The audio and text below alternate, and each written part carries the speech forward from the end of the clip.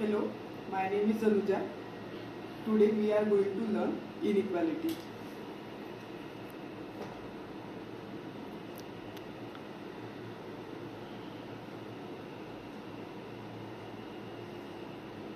Inequality word से आपको क्या समझ में आ रहा है? ये इनइक्वालिटी वर्ड खुद को डिफाइन करता है। जैसे कि इनइक्वालिटी में जो समझ में आता है वो होता है not equal.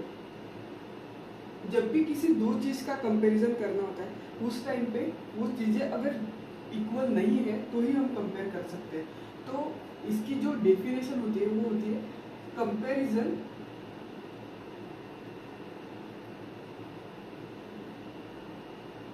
Between two elements. Means जो भी दो गिवन एलिमेंट है उसमें कंपेयर करना, ये डेफिनेशन होती है इनइक्वालिटी की। अभी हम साइंस देखते हैं। इसके बेसिक साइंस होते हैं signs of inequality. First one greater than, second one less than, third one equals to. And अगर इक्वल्स टू और ग्रेटर देन और इक्वल्स टू का कॉम्बिनेशन बना है तो फोर्थ साइन फॉर्म होता है greater than equals to. Means आप आइडेंटिफाई नहीं कर पा रहे वो ग्रेटर है चीज या लेस है, ग्रेटर है या इक्वल है। और फिर जो होता है वो लेस देन और इक्वल्स टू, मतलब ये भी आइडेंटिफाई नहीं हो रहा है कि वो चीज लेस है या इक्वल है। तो ये होते हैं साइंस। अगर मैं एग्जाम्पल कंसिडर करती हूँ, मेरे पास दो एलिमेंट है ए एंड बी, इसमें कंपेयर करना है। तो कंपेयर करते टाइम अगर मैं विदाउट साइन एक भी साइन इसमें पुट ना करूं तो आप कुछ आइडेंटिफाई कर पा रहे हैं कि अभी आपको समझ में आ रहा है कि ए का रिलेशन बी के साथ में क्या है या ए कितना बड़ा है बी से, कुछ भी समझ में नहीं आ रहा है। अगर मैं सिमिलर वे में मेरे पास जो 5 साइंस है 1 2 3 4 and 5, A is greater than B, less than B,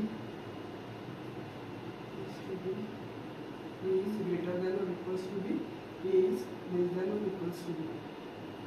अभी ये 5 चीजें आपको ये डिफाइन करती है कि इनका रिलेशन एक दूसरे से क्या है। रिलेशन नहीं बोल सकते, कंपेयर कर सकते हैं कि ए यहाँ पे बता सकते कि ये बी से बड़ा है, यहाँ पे बता सकते ये बी से छोटा है, यहाँ पे ए और बी सेम पेज पे है, यहाँ पे ए आइडेंटिफाई नहीं हो रहा है इसलिए ग्रेटर देन और इक्वल्स टू बी, और यहाँ पे भी सिमिलर वे में ए इज लेस देन और इक्वल्स टू बी। तो ये कुछ बेसिक इनइक्वालिटी है। तो आपको इतना बेसिक तो नहीं पूछा जाएगा, बट जब भी प्रीलिम्स में क्वेश्चन सॉल्व करने होते हैं उस टाइम पे मेजॉरिटी इजी, इनइक्वालिटी का कंसेप्ट इजी है तो हर कोई सॉल्व करेगा। बट आपको इसको 5 मिनट में 5 क्वेश्चन सॉल्व ना करते हुए आपको इसको 3 ही मिनट में बनाने या 2 ही मिनट में बनाने होते हैं। इसलिए इसको इजी कंसेप्ट है बट टाइम बाउंडिंग होता है। तो आपको प्रैक्टिस से ये भी आ जाएगा कि 2 मिनट में या 3 मिनट में इसको कैसे सॉल्व करना है। अभी स्टेप बाय स्टेप पूरा प्रोसेस बताऊंगी कि सॉल्व कैसे करना है, और एंड में बताऊंगी कि आपको देखे बराबर बिना पेन उठाए इनइक्वालिटी आती कैसे है। ठीक है, तो अभी ये देखते हैं कि एक एग्जांपल कंसीडर करती हूँ। पहले प्रायोरिटी बता देती है आपको। मेरे पास 3 major sign greater, greater than, equals to और इक्वल्स टू। अभी इन तीनों में रेस हुई। रेस में फर्स्ट ए जीता, सेकंड ए जीता और थर्ड इक्वल्स टू। ऐसे याद रखने के लिए ये प्रायोरिटी होती है। प्रायोरिटी तो मतलब अगर क्वेश्चन में तीनों भी साइंस प्रेजेंट है तो आपका फर्स्टली ये कंक्लूजन, अगर ये साइन है तो ग्रेटर देन वाला कंक्लूजन सही रहेगा। और लेस देन और इक्वल्स टू को प्रायोरिटी उसके बाद में मिलेंगी। ठीक है, तो अभी एग्जाम्पल के बेसिस पे उसको समझते हैं। Example A is greater than और equals to B, greater than C, greater than और equals to D, equals to E. अभी आपको फाइंड आउट करना है कि ए एंड ई के बीच में रिलेशन कौन सा है, नहीं तो एक कंक्लूजन लिखी, कंक्लूजन। फर्स्ट कंक्लूजन है A is greater than D and second conclusion है बी इज ग्रेटर देन और इक्वल्स टू ई। हमेशा क्वेश्चन सॉल्व करते टाइम पे ये प्रायोरिटी ध्यान में रखना। ठीक है, अभी A is greater than D, definition में ये बोला था कि कंपैरिजन बिटवीन टू एलिमेंट्स। तो कंपैरिजन बिटवीन टू एलिमेंट्स क्यों? अभी मेरे पास कंक्लूजन में दो ही एलिमेंट गिवन है, ए और डी। हालांकि क्वेश्चन में मेरे पास 5 एलिमेंट है, बट क्वेश्चन में मेरे पास दो ही एलिमेंट है। अभी ये दो एलिमेंट ए और डी, मैं क्वेश्चन में जाके ए को ढूंढूंगी और डी को ढूंढूंगी। इसके बाद में इनमें जो बिटवीन साइंस है वो देखूंगी, और इस साइंस कौन से है? Greater than, equals to, greater than और ग्रेटर देन इक्वल्स टू। अब मेरी प्रायोरिटी क्या कहती है मुझे कि अगर मेरे पास ग्रेटर देन है तो मैं बाकी दो को इग्नोर कर दूं। तो ग्रेटर देन है तो ये greater than equals to, greater than equals to मैं कंसीडर नहीं करूंगी। तो मतलब मेरी A is greater than D, ये वाली कंडीशन ट्रू होती है। Next, B is greater than और इक्वल्स टू ई। अभी मेरा फर्स्ट एलिमेंट बी है, सेकेंड एलिमेंट ई है, तो यहाँ पे बी रहा, यहाँ पे ई रहा। इसमें साइंस देखते हैं, ग्रेटर देन इक्वल्स टू और इक्वल्स टू। तो मेरे पास इन तीनों की प्रायोरिटी गिवन है कि फर्स्ट ग्रेटर देन को देना है, second greater than equals to और थर्ड इक्वल्स टू को। तो यहाँ पे मेरे तीनों भी साइंस प्रेजेंट है, तो मैं फर्स्टली किसको कंसिडर करूंगी? ग्रेटर देन को। बट मेरा कंक्लूजन कहता है कि ग्रेटर देन और इक्वल्स टू राइट है कि नहीं। अगर ग्रेटर देन प्रेजेंट है तो ऑब्वियसली ग्रेटर देन और इक्वल्स टू फॉल्स होगा। तो मेरा ये सेकंड कंक्लूजन मुझे बताता है कि ये रॉन्ग है। ठीक है, तो इसका आंसर क्या हुआ फिर? Only conclusion 1।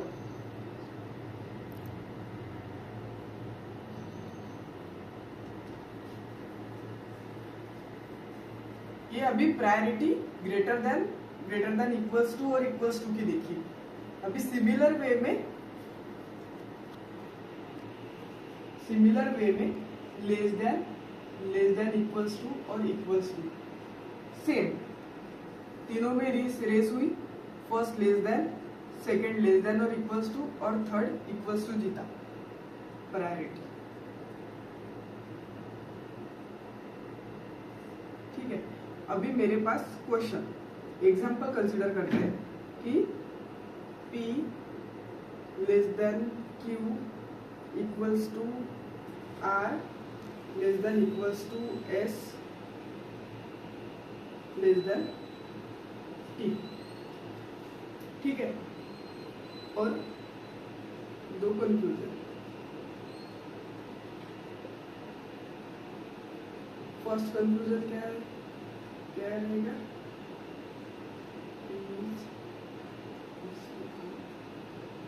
सेकेंड इज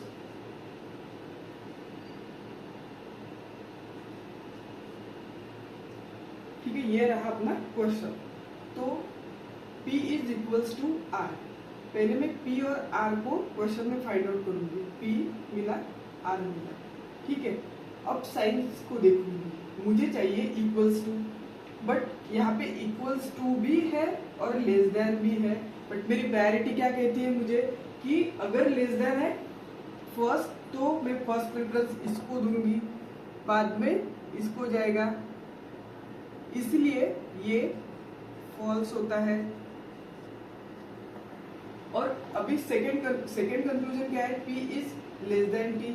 अभी क्वेश्चन में जाके P को ढूंढना है और T को ढूंढना है और उसके बाद में उसका साइन लेस देन।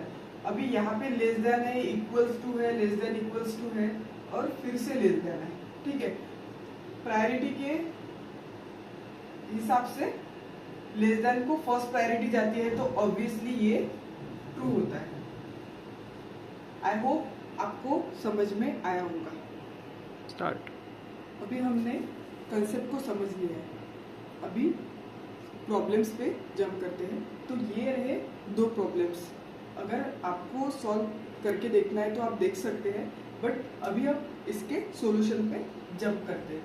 ठीक है, तो क्वेश्चन गिवन क्या है, a is equals to b greater than और equals to c less than d equals to e less than और इक्वल्स टू f। तो मेरे पास दो कंक्लूजन गिवन है, अभी ये देखना है कि ये कंक्लूजन सेटिस्फाई करते हैं कंडीशन की नहीं करते। तो यहाँ पे गिवन है f is greater then b।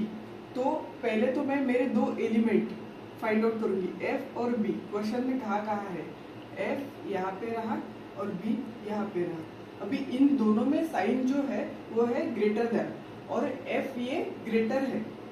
ठीक है, तो f अगर ग्रेटर है b से तो यहाँ पे देखने हैं साइंस। यहाँ पे गिवन है ग्रेटर देन इक्वल्स टू, यहाँ पे लेस देन, यहाँ पे इक्वल्स टू और यहाँ पे ग्रेटर देन और सॉरी लेस देन और इक्वल्स टू।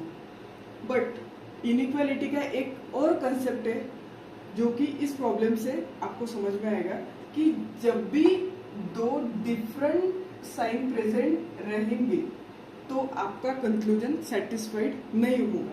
क्योंकि क्या है ना, मैंने प्रायोरिटी लिस्ट में हमेशा यही बताया कि ग्रेटर देन इक्वल्स टू और इक्वल्स टू, और सेकंड प्रायोरिटी लिस्ट में क्या बताया, लेस देन इक्वल्स टू और इक्वल्स टू। बट मतलब जो भी साइंस है वो सेम डायरेक्शन वाले चाहिए। अगर कहीं भी अगर डिफरेंट डायरेक्शन शो हो रहा है तो वो कंक्लूजन को फॉलो नहीं करेगा। तो मेरा फर्स्ट कंक्लूजन होता है यहाँ पे फॉल्स। ठीक है, अब मैं जाती सेकेंड कंक्लूजन पे, b इज ग्रेटर देन और equals to d।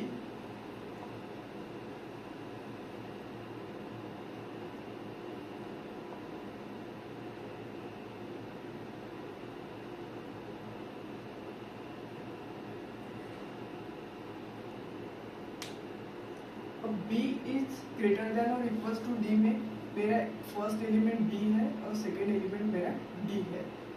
Similar way में ये यहाँ पे भी दो डिफरेंट साइन प्रेजेंट है, दिख रहा होगा आपको कि ये इस डायरेक्शन में जा रहा है और ये इस डायरेक्शन में जा रहा है। तो ये अगर दो डिफरेंट साइन जहाँ कहीं भी प्रेजेंट हो वहाँ पे कंक्लूजन हमेशा फॉल्स ही आएगा। ठीक है, तो इस हिसाब से इसके फर्स्ट एग्जाम्पल के आपके दोनों भी कंक्लूजन्स होते हैं फॉल्स। अब चलते हैं अपन second, moving toward next problem. So first conclusion given क्या है, m इज ग्रेटर देन और इक्वल्स टू z। बट इस प्रॉब्लम में ट्विस्ट क्या है कि मुझे दो अलग अलग इक्वेशन के फॉर्म में स्टेटमेंट ये क्वेश्चन गिवन है। तो अब मैं ये तो नहीं करते बैठती कि पूरे क्वेश्चन को मर्ज करके एक पूरा सिंगल स्टेटमेंट बनाऊं और फिर इस हिसाब से अगर किया जाए तो बहुत टाइम कंज्यूम होता है एग्जाम में। अपने को टाइम रिड्यूस करना है, तो मैं क्या करूंगी, m इज ग्रेटर देन और इक्वल्स टू z है तो पहले मैं m को देखूंगी और यहाँ पे मैं z को देखूंगी। और बोला क्या गया है कि m इज ग्रेटर देन और इक्वल्स टू z, तो m और z के बीच में कौन से वेरिएबल आते हैं, एक यहाँ पे भी q है, यहाँ पे भी q है। मतलब मेरे दो कंक्लूजन क्या आते हैं, m is greater then q और यहाँ पे मेरा q is greater then z। तो q यहाँ पे कॉमन है, तो मैं ये बोल सकती कि अगर मेरा m ग्रेटर है q से तो मैं q एक बार लिखती और q ग्रेटर है मेरा z से, तो मैं ये बता सकती यहाँ इस पर से कि m ग्रेटर देन क्यू है और m ग्रेटर देन z है, बट ग्रेटर देन और इक्वल्स टू z कहीं पे भी नहीं है, तो ये स्टेटमेंट भी मेरा फॉल्स हो जाएगा। ठीक है,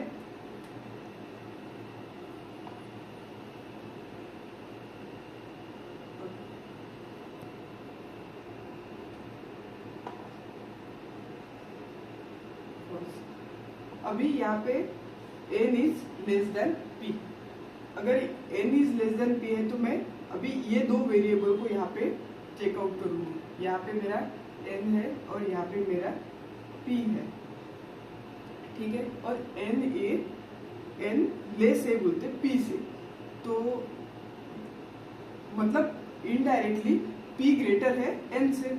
तो इस स्टेटमेंट से क्या पता चलता है कि first p greater than m greater than q, अब मैं q एक ही बार लिखूंगी, और नेक्स्ट है z ग्रेटर देन n।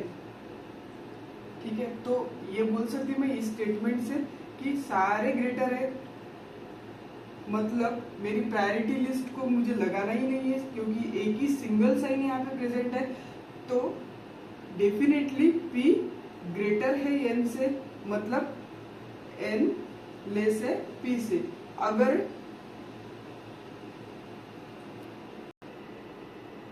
मतलब ये स्टेटमेंट यहाँ पे ट्रू हो जाता है क्योंकि n is less then p, ये कंक्लूजन है और ये यहाँ पे भी ट्रू हो रहा है। ठीक है,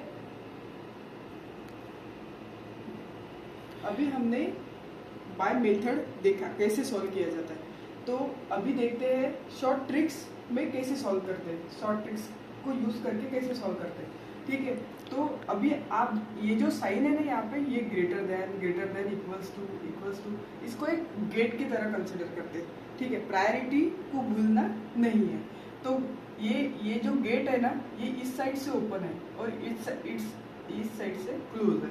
ठीक है, मतलब अगर मैं इस क्वेश्चन में देखूं तो मैं P से मतलब P M के घर जा सकता है, बट M P के घर नहीं आ सकता है क्योंकि इस साइड से गेट क्लोज है।